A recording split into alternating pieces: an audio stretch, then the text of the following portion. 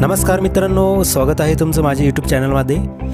आपण आज स्टेनो म्हणजे काय, स्टेनो शिकण्यासाठी काय करावं लागेल, कुठे असते अशी पोस्ट। स्टेनो ही एक अशी लिपी आहे जी अनेक भाषांमध्ये आपल्याला बघायला मिळते। स्टेनो ही अनेक भाषा बोलल्या जातात आणि त्यामध्ये ती एक हँडरायटिंग लिहिली जाते। आपल्याला बरेच असे वाटत असेल की स्टेनो म्हणजे एक टाइपरायटर किंवा टायपिंगचा एक विषय आहे, पण असं नाही। स्टेनो ही एक पेनाने किंवा पेन्सिलने लिहिली भाषा आहे। तर स्टेनो ही एक कमी कालावधीत लिहिल्या जाणारी लिपी म्हणजेच तिला शॉर्ट लिपी किंवा कोडिंग लँग्वेज देखील म्हणतात। स्टेनो लिपी अनेक भाषांमध्ये आहे, जशी इंग्लिश, मराठी, हिंदी यामध्ये आपण स्टेनो करू शकतो।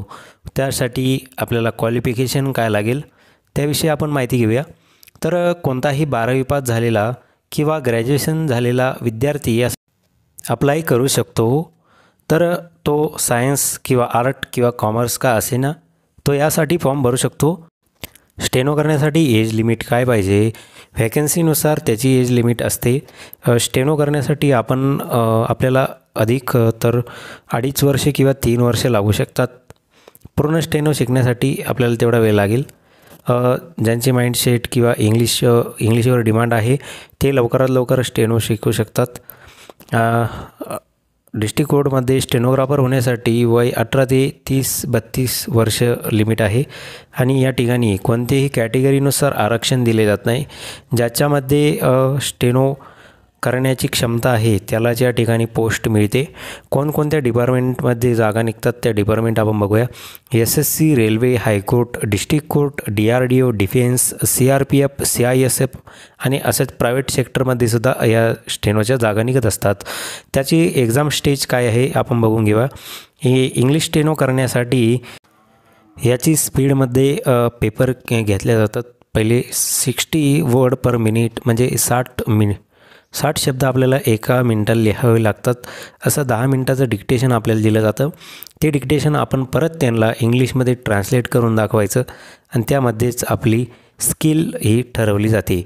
असेच आपण ज्यावेळेस कोर्टामध्ये एक्झाम देतो त्यावेळेस तिथं कोणतीही रिटन टेस्ट आपली घेतली जात नाही, स्किल टेस्टवरच आपली मेरिट ठरवल्या जाते।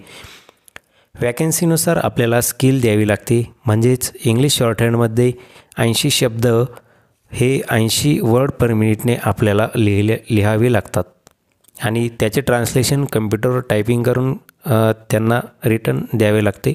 टायपिंगसाठी 45 मिनिट किंवा 50 मिनिट आपल्याला दिले जातात। टायपिंग करताना comma, paragraph, grammar, capital letter, small लेटरवर लक्ष देणे गरजेचे आहे। त्यासाठी प्रिपरेशन काय करावे, यासाठी डिक्टेशनवर चांगली पकड आपल्याला बनवावी लागेल।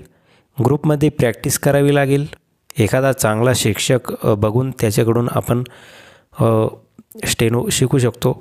इंग्लिश ग्रामरवर फोकस करावा लागेल। स्पेलिंग मिस्टेक होणार नाही याची काळजी घ्यावी लागेल व टायपिंग स्पीड चांगली ठेवण्यासाठी सराव टायपिंगचा आपल्याला करावी लागेल।